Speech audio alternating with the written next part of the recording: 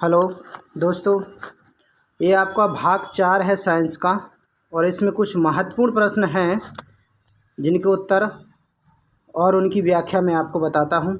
तो देखिए, पहला प्रश्न है, हृदय पेशियों को किस धमनी के द्वारा रक्त द्वारा पहुँचाया जाता है? तो ये क्या होती है? कोरोनरी धमनी। क्योंकि एकमात्र ऐसी एक जो धमनी है जो क्या करती है कि जो रक्त को आपके धमनी तक पहुंचाती है। दूसरा है, शरीर के संतुलन के लिए मस्तिष्क का कौन सा भाग उत्तरदायी होता है?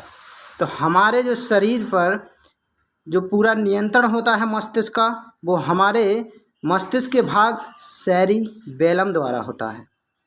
प्रश्न क्रमांक तीसरा, खुर, नाखून, सींग एवं दांत किस प्रकार के कंकाल के उदाहरण हैं? तो ये दोस्तों हमारे बाह्य कंकाल के उदाहरण हैं, क्योंकि ये हमारे शरीर में आपको बाहर से ही आसानी से दिखाई देते हैं और ये एक टाइप का प्रोटीन होते हैं। इंसुलिन का क्या कार्य है? तो दोस्तों आपको बता दूं कि इंसुलिन क्या होता है, हमारे अग्नाशय की बीटा कोशिकाओं द्वारा स्रावित होता है और ये क्या करता है कि हमारे जो रक्त में ग्लूकोज की जो मात्रा होती है उस पर कंट्रोल करता है। अर्थात अगर हमारे शरीर में ग्लूकोज का कंट्रोल नहीं होगा तो हमें इससे डायबिटीज़ रोग हो जाएगा, तो इसका कंट्रोल हमारा इंसुलिन करता है। नेक्स्ट क्वेश्चन है, रेडियो सक्रियता की खोज किसने की थी? तो आपको बता दें कि रेडियो सक्रियता की खोज हेनरी बैकरल ने की थी। अब रेडियो सक्रियता का मतलब ये होता है कि ये जो तत्व होते हैं ये रेडियो एक्टिव तत्व होते हैं, जिनसे क्या होता है, इनसे जो निकलने वाली रेडिएशन हैं ये बहुत ही घातक होती हैं और इनकी खोज हेनरी बैकरल ने की थी। किस रेडियो एक्टिव तत्व का नाम उसके खोजकर्ता देश पोलैंड के नाम पर रखा गया है? तो दोस्तों आपको पता है कि जिस तरह से पोलैंड नाम है उसी हिसाब से अपना ये जो तत्व है पोलोनियम, इसके समस्थानिक भी बहुत सारे देखे गए हैं। पोलोनियम के अधिकांशतः बहुत ज़्यादा सबसे ज़्यादा समस्थानिक हैं, तो ये पोलैंड देश के नाम पर है।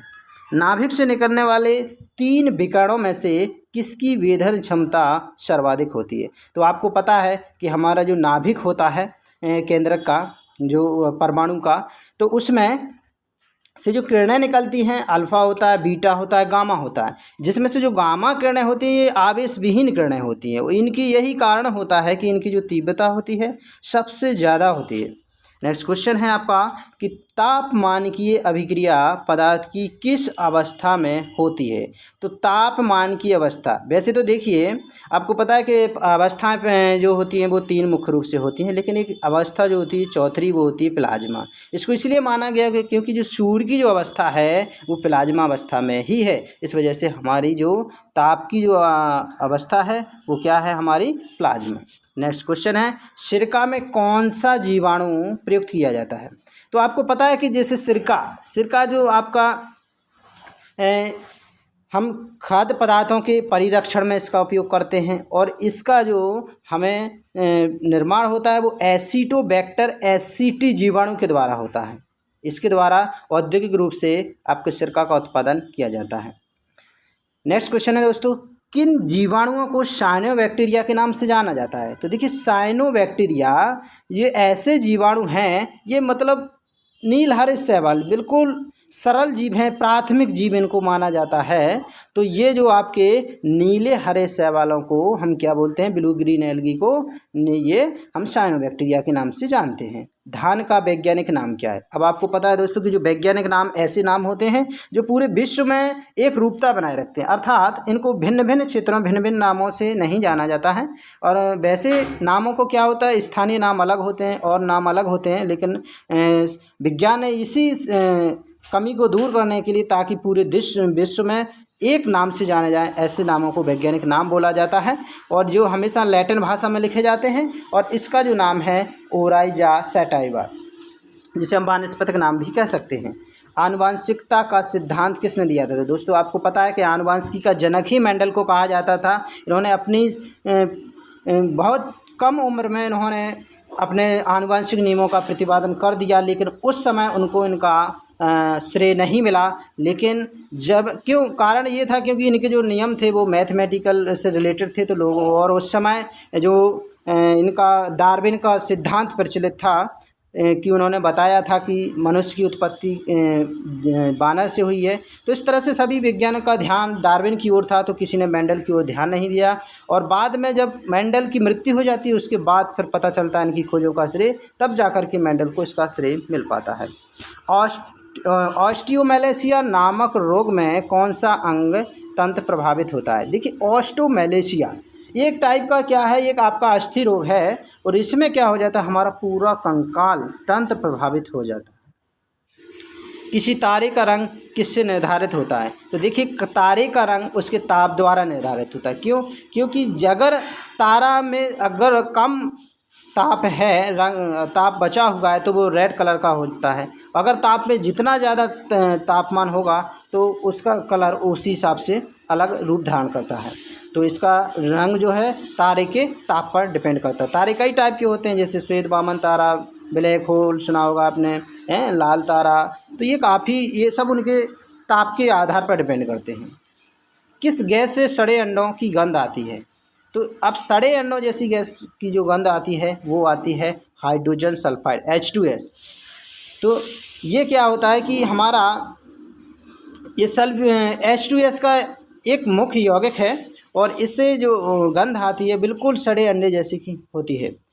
नेक्स्ट क्वेश्चन है, शरीर के द्रव में जल और नमक के मिश्रण के नियमन को क्या कहा जाता है? तो शरीर में जो जल और नमक का मिश्रण होता है, मिश्रण का नियमन होता है, उसको हम बोलते हैं ऊष्मा रेगुलेशन। नेक्स्ट क्वेश्चन, पित्तीकरण के अस्तित्व की सैद्धांतिक घोषणा सर्वप्रथम किसने की? तो एंटीपार्टिकल पित्तीकरण, इसकी जो घोषणा की थी सबसे पहले की थी PAM डिराक ने।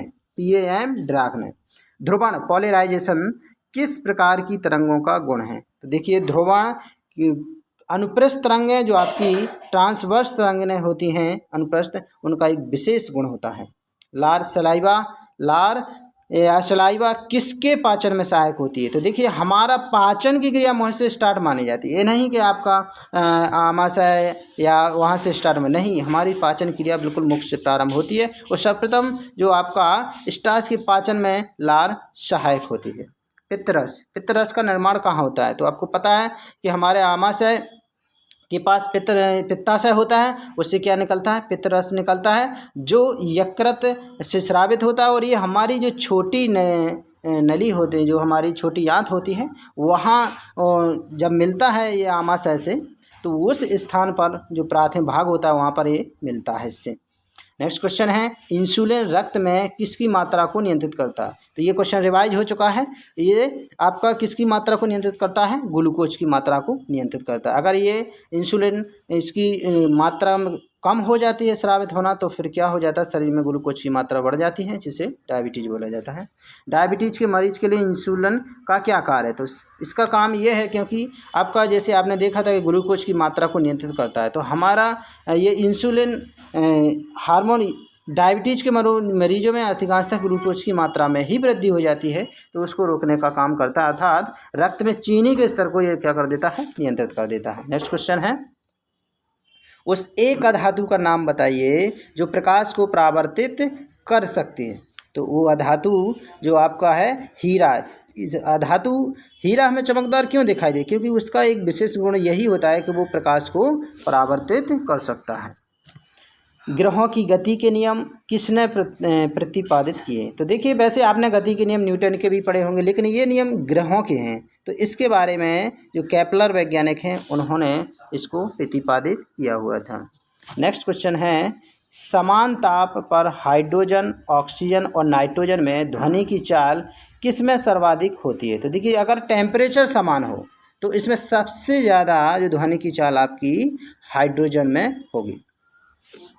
पौधे दिन में निकालते हैं एवं रात में लेते हैं। मतलब ये है कि जो पौधे होते हैं दिन में क्या निकालते हैं? ऑक्सीजन, और रात में क्या करते हैं? ऑक्सीजन लेते हैं। अर्थात दिन में और रात की इनकी प्रक्रिया में अंतर होता है। मतलब दिन में ये क्या CO2 लेते हैं, O2 निकालते हैं, रात्रि में लेकिन ये CO2 को क्या करते हैं? प्रदान करते हैं, O2 को ग्रहण करते हैं। शुष्क बैटरी सेल में किस प्रकार की ऊर्जा संग्रहित रहती है? तो जो आपकी शुष्क बैटरी है शुष्क सेल की, तो आपको पता है कि वो रासायनिक क्रिया पर काम करती है, तो स्वाभाविक सी बात है कि उसका आंसर रासायनिक ही होगा। नाभिकीय विकिरण से शरीर का कौन सा अंग पहले प्रभावित होता है? तो देखिए बोन मैरो, अस्थि मज्जा जो होता है ना, ये क्या होता है, हमारा ब्लड का जो निर्माण होता है अस्थि मज्जा में होता है। तो नाभिकीय विकिरण से सबसे पहले अस्थि मज्जा प्रभावित होता है। मछलियों के यकृत, जो मछलियों का यकृत तेल में कौन सा विटामिन की अधिक होता है? तो मछलियों के यकृत तेल में विटामिन सबसे ज़्यादा विटामिन डी और ए, मुख्य रूप से ए विटामिन माना जाता है, कभी थोड़ी मात्रा में डी भी माना जाता है, लेकिन मुख्य रूप से ए होता है इसमें। एक सामान्य नेत्र के लिए सुस्पष्ट दृष्टि की न्यूनतम दूरी क्या होती है? तो एक सामान्य व्यक्ति अगर उसके सामने कोई वस्तु 25 सेंटीमीटर रखी है तो उस समय उस वस्तु को सबसे क्लियर देख सकता है। इससे पास लाने पर या दूर लाने पर वस्तु में जो स्पष्टता अवरुद्ध होती है, कम होती है। कुष्ठ रोग के जीवाणु की खोज किसने की थी? तो जो कुष्ठ रोगी है, जो लेप्रोसी बोलते हैं, तो इसकी खोज हैंसन ने की थी। पेंसिलिन का आविष्कार किसने किया था? तो आपको पता है पेंसिलिन का अलेक्जेंडर फ्लेमिंग ने किया था। ये बहुत सरल प्रश्न है। यदि परमाणु की तीसरी कक्षा सबसे भारी कक्षा हो तो इसमें इलेक्ट्रॉन की अधिक संख्या कितनी हो सकती है? तो जब आपकी तीसरी कक्षा होगी तो स्वाभाविक सी बात है उसमें 18 इलेक्ट्रॉन होंगे, डी में इलेक्ट्रॉन पहुंच जाएगा। सोडियम आयन की इलेक्ट्रॉनिक संरचना क्या है? तो सोडियम आयन की जो इलेक्ट्रॉनिक संरचना है वो क्या है आपकी 2.8। कोशिका में राइबोसोम का क्या कार्य होता है? कोशिका में राइबोसोम का कार्य प्रोटीन संश्लेषण करना होता है, इसलिए राइबोसोम को प्रोटीन की फैक्ट्री भी कहा जाता है। नेक्स्ट क्वेश्चन, स्वस्थ मनुष्य का डायस्टोलिक दाव Hg के कितने mm के बराबर होता है? तो ये कितना होता है? 80 होता है। तो डायस्टोलिक कितना होता है? 80 होता है, और इसके विपरीत कितना होता है? 120 होता है सिस्टोलिक। किस रंग के प्रकाश की किरणों की उपस्थिति में प्रकाश संश्लेषण तेज गति से होता है? ये होता है लाल रंग में सबसे ज़्यादा प्रकाश संश्लेषण किया होता है। तो आप लोग इस चैनल को सब्सक्राइब करें, शेयर करें, और नेक्स्ट वीडियो में दिखाएंगे। धन्यवाद।